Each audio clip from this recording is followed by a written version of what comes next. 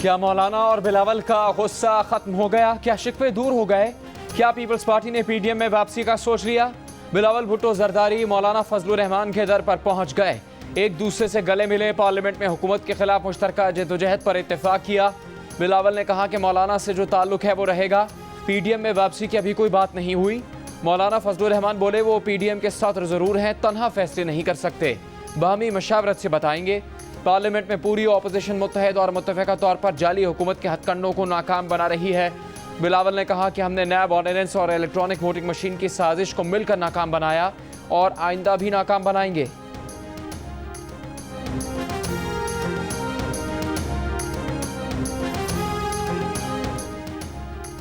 बुज़दार के इत्तेहादी बुज़दार से नाराज़, कहते हैं वज़ीर आला पंजाब के पास इत्तेहादियों के लिए वक्त ही नहीं। अपने स्पीकर चौधरी परवेज़ इलाही से भी सिर्फ बजट इजलास के लिए मिलते हैं, इनके रवैये ठीक नहीं।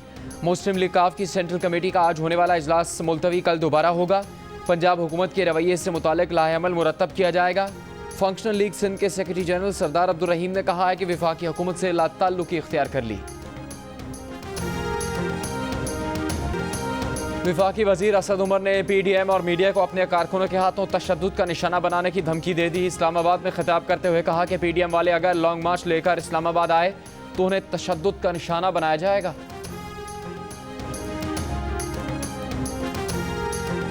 वफाकी वजीर इत्तलात फवाद चौधरी ने पीडीएम को निशाने पर रख लिया। कहा ऑपोजिशन बानमती का कुंबा है, इनके पास कोई लीडर नहीं, ये सब एक दूसरे का सहारा लेकर खड़े होने की कोशिश कर रहे हैं। इनको ताकत की गोलियां चाहिए, ये खड़े होते हैं फिर गिर जाते हैं। सारी ऑपोजिशन थके हुए पहलवानों पर मुश्तमिल है। तहरीक इंसाफ कोर कमेटी के इजलास के बाद मीडिया से गुफ्तगू में बताया कि कोर कमेटी ने वज़ीर आज़म की मुख्तसर नोटिस पर सुप्रीम कोर्ट में पेशी को सराहा। नवाज शरीफ को जब सुप्रीम कोर्ट तलब किया गया था वो जत्थे के साथ गए। ऑपोजिशन कहती है पेट्रोल महंगा हो गया है, लेकिन पेट्रोल की खपत पिछले एक साल में 26% बढ़ चुकी है। आप कहते हैं बिजली महंगी हो गई, लेकिन बिजली की खपत 13% बढ़ गई है।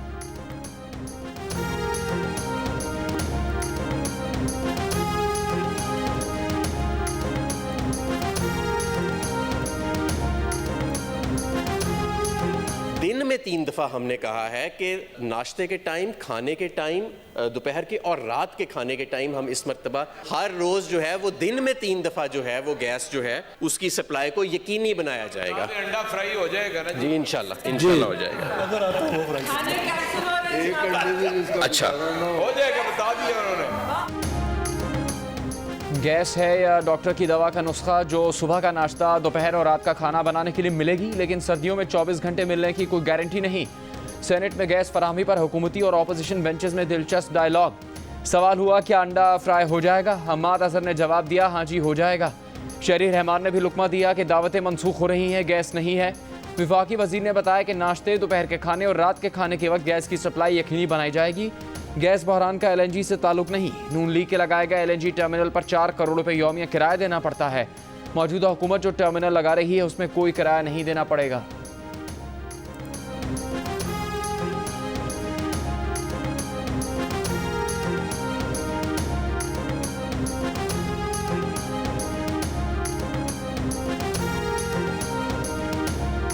वज़ीर आज़म ने कहा है कि हुकूमत अपना काम करेगी, शुगर इंडस्ट्री अपना काम करे। इमरान खान से मुलाकात में शुगर मिल्स एसोसिएशन ने 20 नवंबर से पहले चीनी की प्रोडक्शन शुरू करने का यकीन दिला दिया। एसोसिएशन के चेयरमैन ज़का अशरफ ने बताया कि हुकूमत और शुगर इंडस्ट्री के तमाम मामलात हल हो गए। वज़ीर आज़म को मुल्क में चीनी की कीमतों में इस्तेहकाम के लिए मिलकर काम करने का कहा। हुकूमत से शिकवा था जो दूर हो गया, हालात नॉर्मल हो जाएंगे। चीनी की कीमत का तयन मार्केट फोर्सेस करेंगी। गन्ने के नर्ख मुकर्रर करना सूबों का इख्तियार है।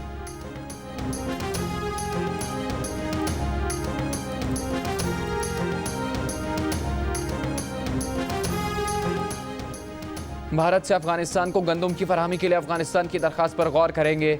वज़ीर आज़म ने अफगान वज़ीर ख़ारजा अमीर खान मुत्तकी को यकीन दहानी करवा दी। मुलाकात में कहा कि उम्मीद है अफगान अबूरी हुकूमत बैन अल-अक़वामी बरादरी से तामीरी राब्ते जारी रखेगी।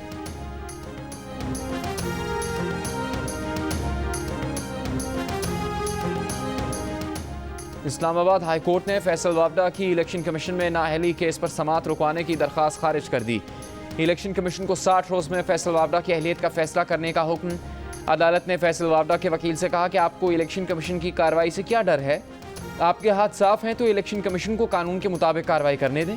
आप अपनी बेगुनाही साबित करें। तफसीली फैसले में अदालत ने करार दिया, फैसल वावडा के बयान हल्फी पर इलेक्शन कमीशन सुप्रीम कोर्ट के अहकामात पर कार्रवाई कर रहा है। हल्फनामा गलत निकलने पर फैसल वावडा को नताइज भुगतना होंगे।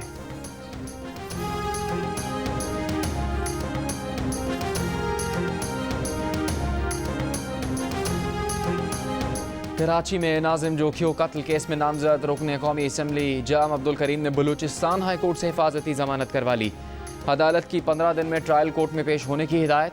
गिरफ्तार 2 मुल्जिमान ने नाजिम जोखियों का मोबाइल फ़ोन कुएं में फेंकने का एतराफ़ कर लिया।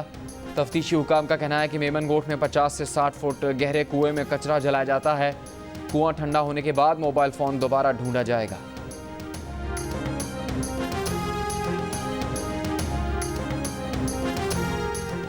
स्पीकर कौमी असम्बली असद कैसर को अपोजिशन लीडर शहबाज शरीफ से राबता, खत्म इंतखाबी इस्लाहात बिल और दीगर अहम कवानीन पर इत्तेफाक राय के लिए किरदार अदा करने की अपील कर दी। लिखा कि अपोजिशन लीडर अपना किरदार अदा करें। इंतखाबी तरमीमी बिल कौमी असम्बली से मंजूर हो चुका, सेनेट से मंजूर नहीं हुआ।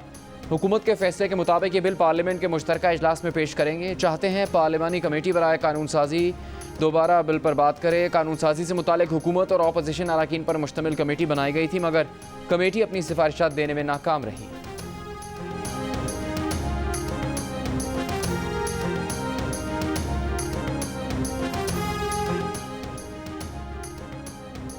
अटॉर्नी जनरल खालिद जावेद खान ने जियो न्यूज़ के प्रोग्राम नया पाकिस्तान में इंकशाफ किया है कि नैब के दूसरे ऑर्डिनेंस में उनकी मशावरत शामिल नहीं थी।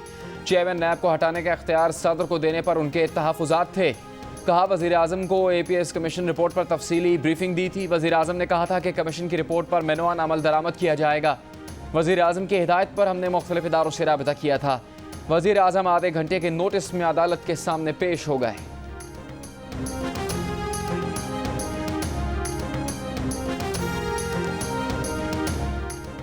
कराची में डेंगू वायरस जैसे नए किस्म के वायरल इन्फेक्शन का इंकशाफ, डॉक्टर्स की शहरियों को एहतियात की हिदायत। डाउ यूनिवर्सिटी के सरबरा molecular pathology doctor Saeed Khan ने कहा है कि शहर में डेंगू की अलामत वाले मरीज आ रहे हैं, जिनके वाइट ब्लड सेल और प्लेटलेट्स भी कम हो रहे हैं, मगर टेस्ट में डेंगू मनफी आ रहा है।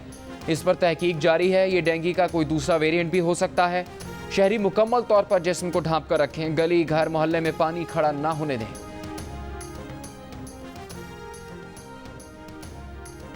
डेंगू और दवा की किल्लत दोनों पंजाब और KP हुकूमत के कंट्रोल से बाहर। लाहौर के बाद पेशावर में भी बुखार की दवा की किल्लत, मुतबादिल दवाएं भी नायाब हो गईं। मरीज़ और घर वाले परेशान। 24 घंटों में पंजाब में डेंगू से 371 अफराद मुतासर। 283 केसेस लाहौर में रिपोर्ट हुए। इस्लामाबाद में डेंगू केसेस कम होने का रुझान जारी। एक दिन में 45 अफराद में वायरस की तस्दीक। गुज़श्ता रोज़ खैबर पख्तूनख्वा में 150 से ज़्यादा केसेस सामने आए। पेशावर में 10 मरीज़ वेंटिलेटर्स पर ज़ेर इलाज।